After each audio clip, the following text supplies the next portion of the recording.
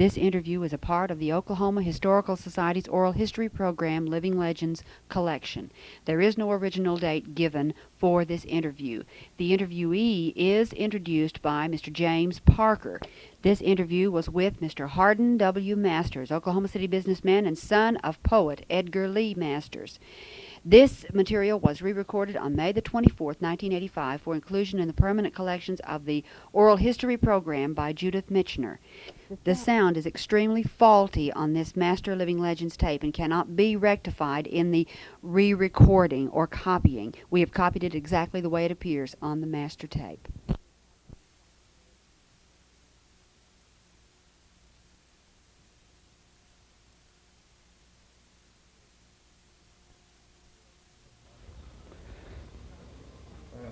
The following recording is a discussion of the poet Edgar Lee Masters by his son, Hardin W. Masters.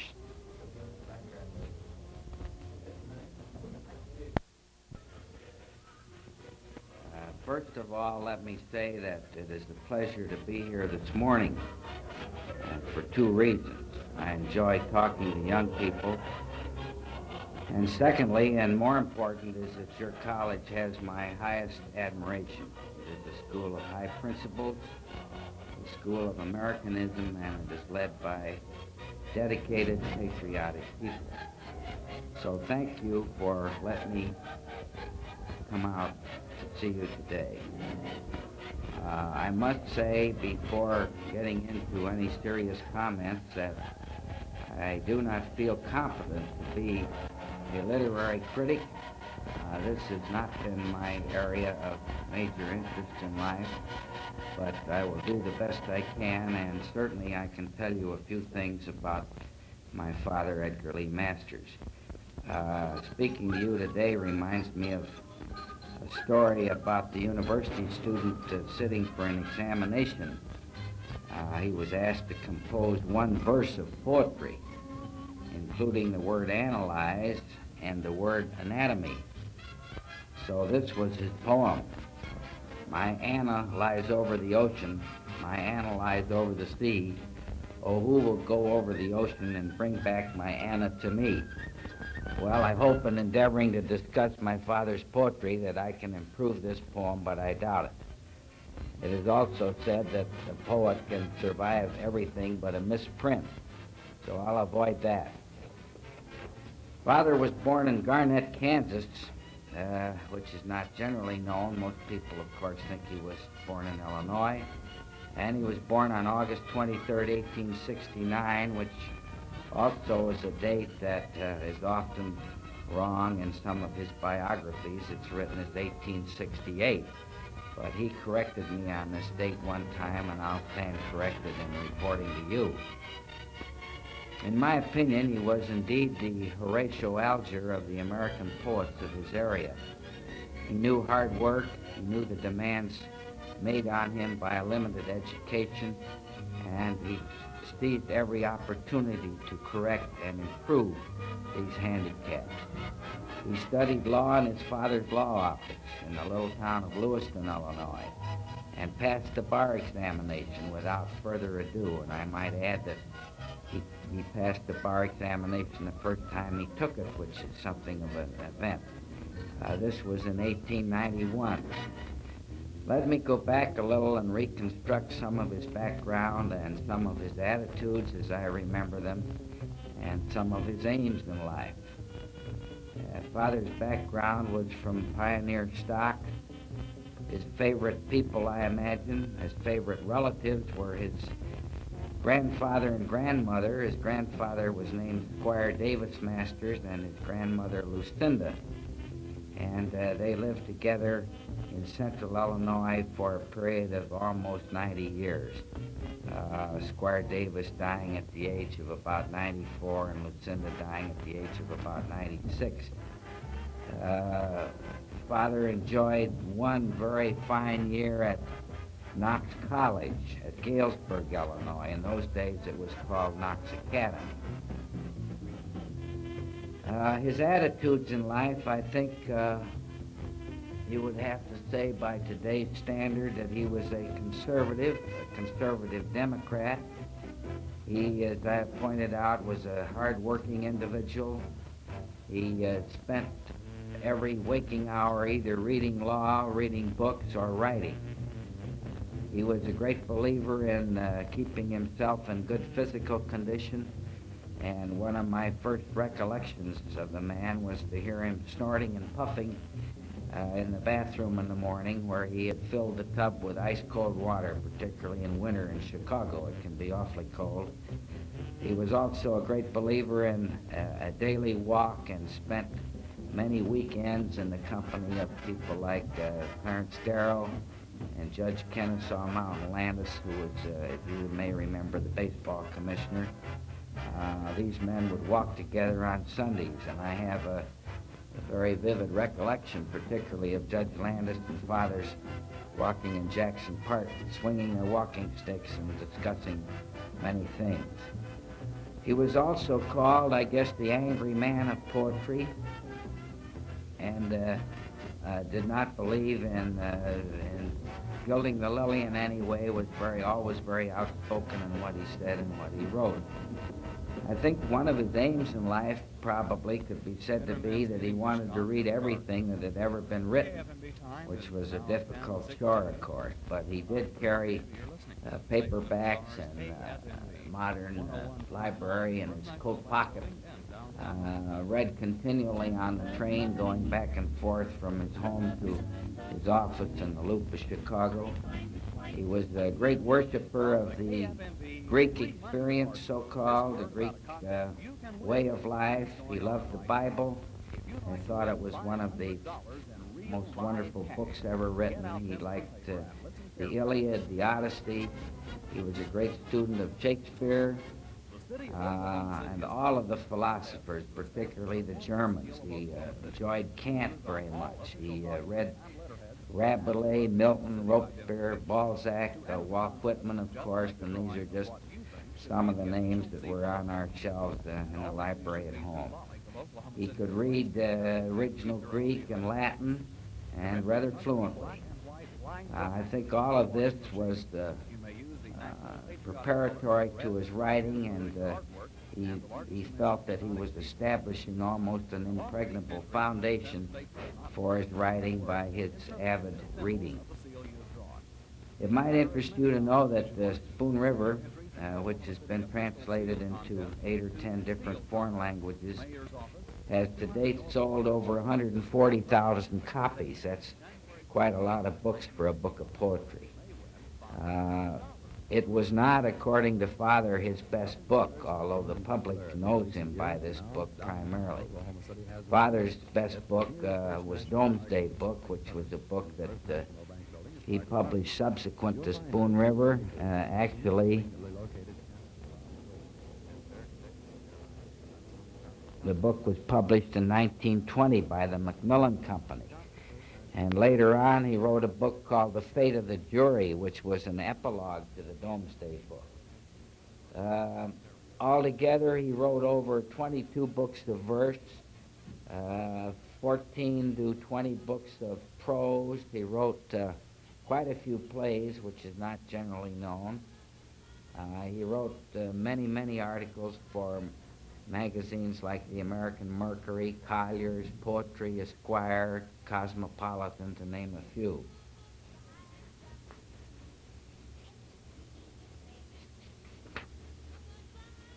I would tell you, in connection with this little discussion or presentation, that Spoon River is actually a river, that it flows into the Illinois River at Havana, Illinois, and that Havana, in turn, is about 35 miles from Petersburg, which was the really little village of Father's heart. The Sangamon River flows into the Spoon and is a romantic part of New Salem and Petersburg. You'll recall that New Salem is the reconstructed village that Abraham Lincoln lived in as a young man.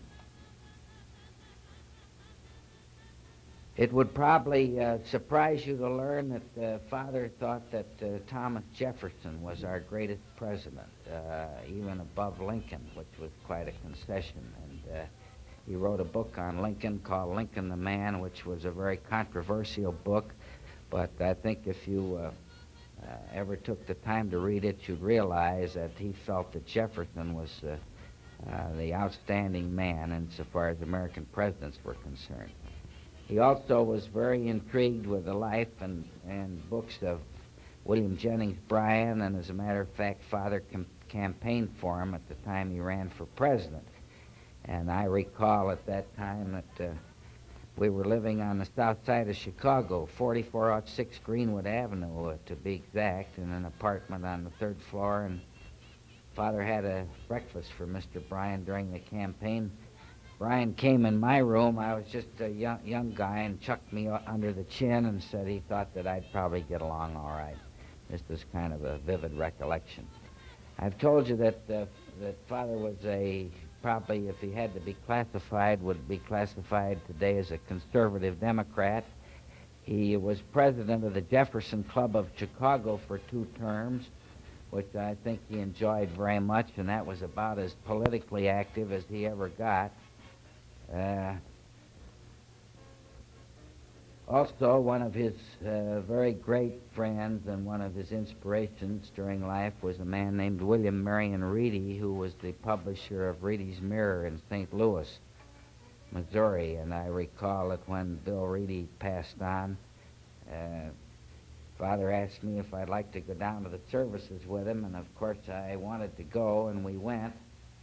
It was a hot day in summer in St. Louis, and the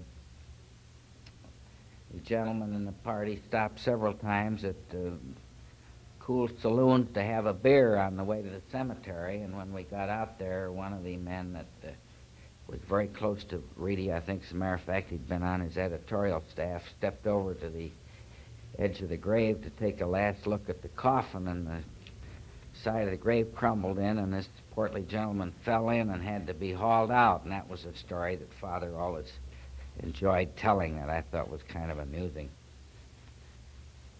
A very interesting epilogue to this little talk of mine, I believe, is the fact that on the 29th of September this year, or last year, 1963, Spoon River opened at the Booth Theater in New York City. My family went with me, and we had the pleasure of being there on opening night. It was presented by Joseph Cates and had a very fine cast: Betty Garrett, Joyce Van Patten, Robert Elston, and Charles Ademan. They had a very simple stage set with a bench on each end. There were 6 people on the stage, the 4 that I've mentioned, and on one end was a lady that played the violin, and the other end a gentleman that played the banjo. And just when you thought that the reading of the recitations were getting a little slow, the violin or the banjo would pick it up, and it was a very interesting production, and it received a unanimous press in New York. That is, I think of the 7 critics, all 7 were very laudatory and constructive in their comments. It ran for a period of about 4 months, and now it's just been in St. Louis for a couple of days. It ran in Chicago for a day or 2. Has been on the West Coast, and I believe in several places in Europe, including London. The entire play is presented by the reading of 74 of the poems in Spoon River. So I thought that would be kind of interesting. Those of you that have a chance to see it might like to do so.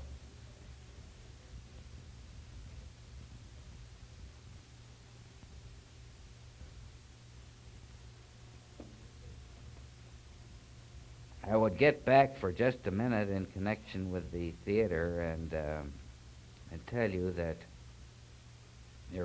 there have been published 6 plays of Father. They're named Althea, The Leaves of the Tree, Maximilian, which was written way back in 1902, Eileen, a play called The Locket, and one called The Trifler. These were all plays that were written under a pseudonym, either Webster Ford or some other name, and were written during the time that Father was very active in the practice of the law. You may know that he was a partner of a law firm in Chicago with Clarence Darrow. The name of the firm was Darrow, Masters, and Wilson, and they were quite active in the legal life of the city for a period of from probably around 1902, 1903 to 1911. At that time, Father got out of the firm and had an office of his own in the Marquette building. However, this tenor of partnership with Darrow was a most interesting one because Father apparently was the one that prepared the paperwork, the law briefs, and Darrow was the man that got up before the jury and snapped his suspenders and made the speeches, and it proved to be a pretty effective combination. You'll probably recall the Loeb Leopold trial, at which Mr. Darrow was the outstanding attorney and did such a wonderful job.